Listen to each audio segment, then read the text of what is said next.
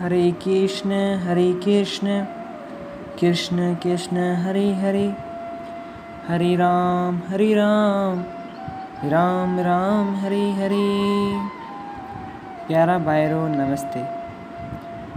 जीअं त तव्हांखे ख़बर आहे त असां श्री गुरु बालपुरी जीवन कथा जो आरंभ करे चुका आहियूं, जंहिंजा असां 14 पार्ट कंप्लीट करे चुका आहियूं।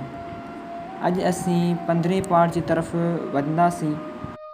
जेकॾहिं तव्हांखे कथा हासिल न थी आहे त तव्हां 0331311089 ते कॉन्टेक्ट कंदा।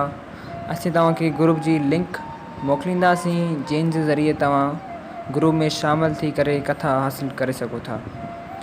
अचो त अॼु जी कथा शुरू कयूं।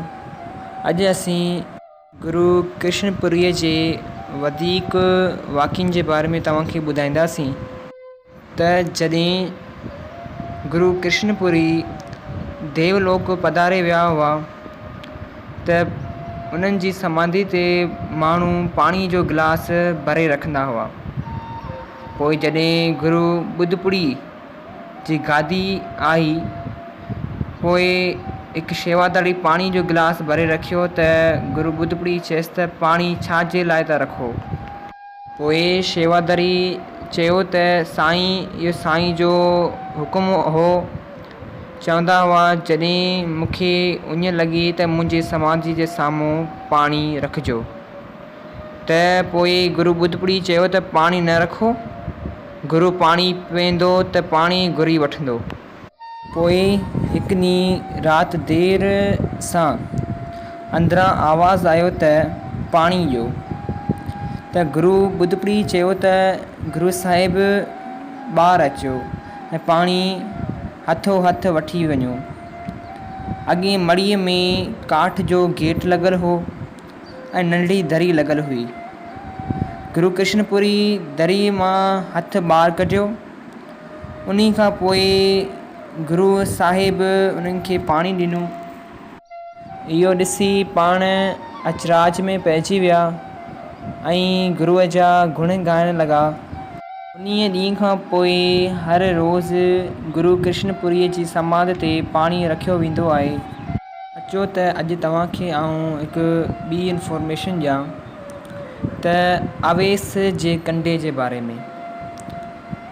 त घरनि ते जंहिं कंडे हेठियां चोटी लाहींदा आहिनि, उन कंडे खे अवेस जो कंडो चवंदा आहिनि। उन जे पुठियां छा वाक़ियो आहे, अचो तव्हांखे ॿुधायां। काको रेलोमल जी लिखणी मुताबिक़ पीर अवेस जी बि गुरु बालपुरी सिद्ध सवाई सां दोस्ती थी वई ऐं घरनि ते अच वञ थी। जंहिं गुरु साहिब खे आस्थानी लाइ चयो त मूंखे तव्हां कंहिं आस्थान ते तपस्या करण जे लाइ जॻह मुहैया कयो। हाणे गुरु साहिब जा वॾा दोस्त बि हुआ ऐं घणी सची मोहबत बि हुई। गुरु बालपुरी हुन अवेस जी श्रद्धा ॾिसी पाण उनखे नही जे कप सरण वेझो कंडो मुहैया कयो। उते हुकुम ॾिनो त तव्हां पंहिंजो आस्थान ठाहियो ऐं चुमराणियुनि खे ॾान ॾिनाई त अव्हां चोटी हिते हिन कंडे हेठि लाहिजो। जेके अॼु ताईं चुमराणी ॿारनि जी चोटी उन कंडे हेठां लाहींदा आहिनि। अॼु ताईं इहो कंडो अवेस जो कंडो सॾिजे थो। इहे माण्हू चवनि था त अवेस हिकु मुस्लमान हो ऐं हिकु मुस्लमान जो नालो बि आहे, पर ईअं न आहे। लेखोमल ॿुधायो त अवेस माने वेस बिना, माना नंगो। अॾवत इहो हिकु साधू हो जेको सरण जे साम्हूं वेही तपस्या कंदो हो। साईं जा हज़ारे रूप आहिनि, थी सघे थो त उहे श्री गुरु बालपुरी सिद्ध सवाई पाण हुजनि। बोल श्री गुरु बालपुरी सिद्ध सवाई की जय।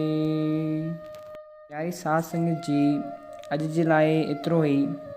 सुभाणे असीं श्री गुरु हीरापुरी ऐं श्री गुरु बुद्धपुरी जिन जी जीवन कथा तव्हांखे ॿुधाईंदासीं ऐं तव्हांखे वेनिती थी कजे त तव्हां हर नाम जो सिमरन कंदा रहो। ऐं हर रोज़ु तव्हांखे वेनिती कंदो आहियां हरे कृष्ण कृष्ण कृष्ण हरे हरे, हरे राम राम राम हरे हरे। धन्यवाद।